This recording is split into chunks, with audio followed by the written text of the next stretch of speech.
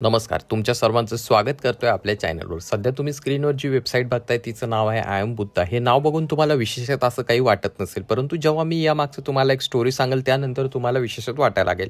ही website आहे I am Buddha नावानी आणि हिला होस्ट कोण करतंय तर चक्क विवेक अग्निहोत्री आणि त्याची बायको पल्लवी जोशी.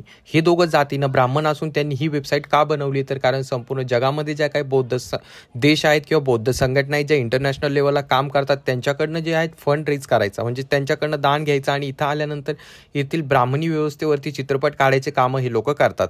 काही वर्षांपूर्वी द काश्मीर फाईल हा चित्रपट आला होता, तो तुम्ही बघितलाच असेल. आणि त्यानंतर द वॅक्सिन वॉर हा देखील चित्रपट आला होता. हे दोन्ही चित्रपट तुम्ही पाहिले असतील.